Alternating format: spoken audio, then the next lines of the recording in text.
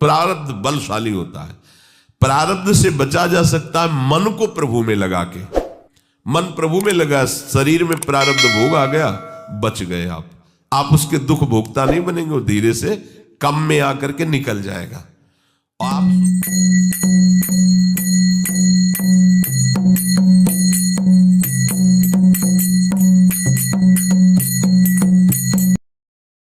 कोई कितना भी तपस्वी हो, ज्योतिषाचार्य हो, शास्त्र ज्ञानी हो, प्रारब्ध को नहीं रोक सकता।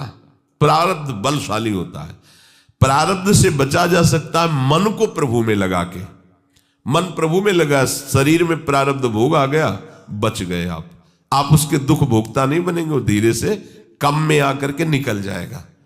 आप सोचो भजन बल से उसे रोक दे तो श्री जी की प्राप्ति नहीं होगी। अगर अच्छा भजन है तो ऐसा किया जा सकता है, प्रारब्ध मिटाया जा सकता है, लेकिन मृत्यु नहीं मिटाई जा सकती। जब शरीर छूटेगा तो शरीर के लिए भजन क्या करना, अरे भजन प्रभु के लिए करें, भगवत प्राप्ति करें। एक बड़े ज्योतिषाचार्य थे, उन्होंने अपनी कुंडली बनाई तो उसमें लिखा था जल में रहने वाले मगर के द्वारा तुम्हारी मृत्यु है। योग निकला। उन्होंने अपनी संपत्ति बेच दी, घर द्वार बेच दिया, परिवार लिए, और जहां जल की पीने की भी समस्या है, कोई सरोवर नहीं, कोई तालाब नहीं, कोई आसपास नदी नहीं, ऐसे गांव में जाके घर बनाया। और बड़े ज्योतिषाचार्य थे, वहां रहने लगे। उनका गांव में यश हुआ, फिर धीरे से राजा के पास यश पहुंचा। राजा ने उनको बुलवाया, प्रश्नोत्तर हुए पंडितों से, तो विजयी हुए, तो उनको प्रधान गद्दी दी गई आचार्य की वहां।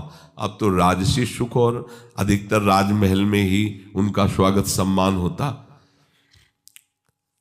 प्रयाग में जब कुंभ पड़ता है तो बहुत दूर दूर के लोग जाते हैं दर्शन करने। जब ये आचार्य बने थे उसी समय उनके राजा के लड़के नहीं होते थे, तो एक लड़का हुआ। अब तो और इनका पूजन होने लगा। तो 12 वर्ष बाद कुंभ पड़ता है। लड़का 12 साल का हुआ, तो कुंभ के लिए जब चर्चा हुई कि प्रयाग में कुंभ है, तो उसने कहा हम भी चलेंगे। तो राजकुमार की इच्छा, राजा ने कहा अवश्य, सारी व्यवस्था होगी, चलना है।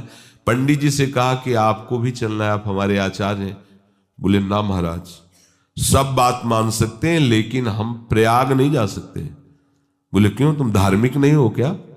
बड़े बड़े धार्मिक लोग जाते हैं, 12 वर्ष में कुंभ पड़ता है। तुमका आंतरिक बात बताता हूं, मेरी मगरमच्छ से मृत्यु है, इसलिए मैं जल के समीप नहीं जा सकता। तो राजकुमार बोल पड़ा कि आपके बिना तो हम एक कदम भी नहीं रख सकते प्रयाग के लिए, आपको चलना ही होगा, मुझे जाना ही है तो आपको जाना पड़ेगा। राजा ने राजकुमार से कहा आप निश्चिंत रहिए, चलेंगे। तो उनका महाराज चाहे मृत्यु दंड दे दो, मैं यहां स्वीकार कर सकता हूं, मगरमच्छ से नहीं अपने शरीर को नष्ट कराऊंगा। मगरमच्छ की चिंता है ना, यमुना में इधर जाल, गंगा में इधर जाल, संगम को छनवा डालेंगे, कीड़ा भी नहीं रहेगा, फिर आपको क्या परेशानी? अब कोई उत्तर ही नहीं, क्योंकि राजा वो सब कुछ कर सकता है। अब पंडित जी के पास कोई उत्तर नहीं। हाँ चलो गए। पर्व के दिन लड़के ने कहा हम पहले स्नान करेंगे।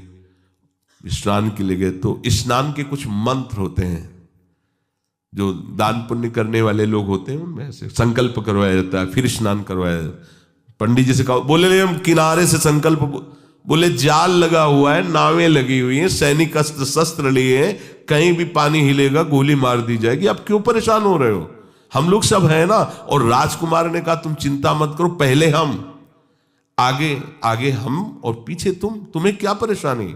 राजा ने पंडित जी से कहा अब ज्यादा नहीं, अब ज्यादा हो रहा है, जब हमारा राजकुमार आगे है तो तुम्हें क्या परेशानी। उतरना पड़ा। कोई भी संकल्प या छाती तक जल में जाने पर होता है। उन्होंने जो इस संकल्प बोला, राजकुमार ने डुबकी लगाई, मगरमच्छ बना, उसको खाया, गायब। पंडित जी गए, प्रारब्ध को रोक पाए? प्रारब्ध वहां लड़का बना जा करके, और आकर के उसे, तुम प्रारब्ध को नहीं रोक सकते, तुम्हारा कर्म बहुत बड़ा बलवान है, वो तुम्हें नष्ट कर देगा। हाँ बच सकते हो, एक उपाय है, भगवान की शरण, वो चाहे सब कुछ कर सकते हैं, वो स्वामी है, ईश्वरों के ईश्वर है। तो हमें उनके भजन के लिए चिंतन करना है। हम आगे कुछ चिंतन करके सुखी हो जाएं, इतनी सामर्थ्य नहीं। सुख दुख अनमांगे आगे आवेगो, जीव पल लागे पल को। जैसे तुम दुख का चिंतन नहीं करते, भरपूर दुख मिल रहा है, ऐसे तुम सुख का चिंतन भी मत करो। भरपूर जो तुम्हारे प्रारब्ध में है वो व्यवस्था हो जाएगी। तुम चिंतन करो प्रभु का। अनन्यस चिंतयन्तो माम, मेरा चिंतन। समझाओ मन को, तभी तो भजन कर पाओगे। मन को समझाओ।